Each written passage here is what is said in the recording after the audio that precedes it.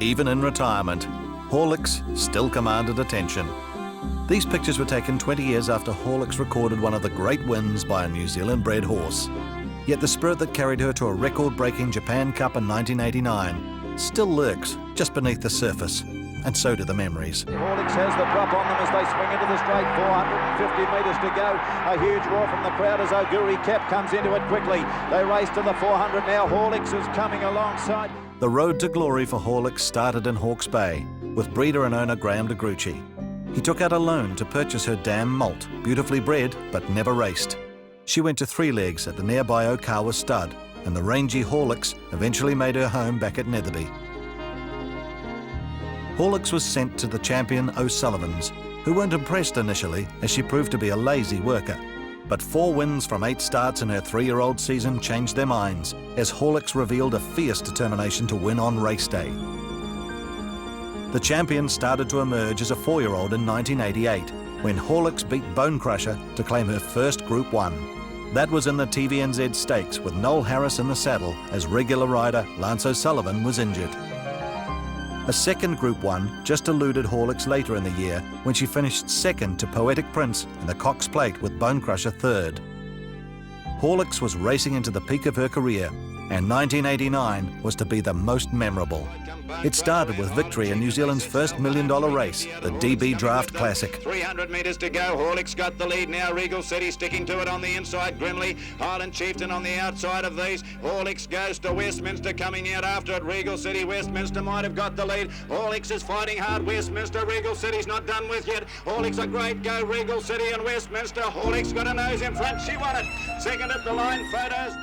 In the spring, it was back to Australia with another long-term target in mind. A record-breaking run in the McKinnon Stakes was going to be a perfect tune-up for the biggest race of Horlicks' career. And now Horlicks is out in the clear, making ground with Superimpose. Horlicks on the outside, grabbed the lead. King's High is trying to go with her, followed by Vo Road, but it's Horlicks for the McKinnon. Horlicks wins by a half to King's High. Vo Road. In 1989, the Japan Cup was the richest race in the world, and no Australasian horse had ever won. Horlicks arrived early, which gave her plenty of time to acclimatise for the race against the best in the world. The barrier selection also went well for Horlicks, Graham de Gruchy drawing number 2.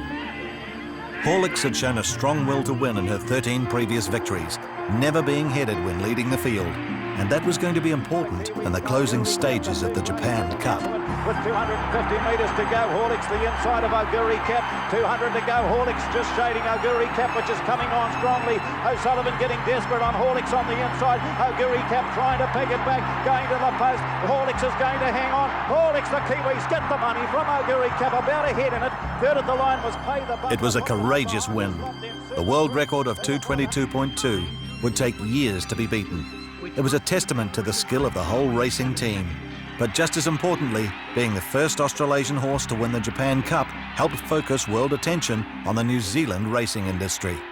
An indication of the impact of Horlicks' success came in the New Zealand Herald. It's rare that tributes to racehorses feature on the editorial page of the country's biggest newspaper. Further acknowledgement of Horlicks' popularity came after retirement, when she was one of a handful of thoroughbred champions to be honoured with their own New Zealand Post stamps. That was further down the track. Horlicks was still in top condition as a 6-year-old, and another $1 million DB Draft Classic beckoned. And look at the mare go. Horlicks in front, running on late now. Castletown, then followed by Red Chiffon and the Phantom. Horlicks in front at the 100 metres, holding Castletown, the Phantom and Red Chiffon. She's too good. The superstar mare wins. Horlicks wins her second DB Draft International, and she's won it nicely. Horlicks' 6th and final Group 1 victory came in the 1990 TVNZ Stakes.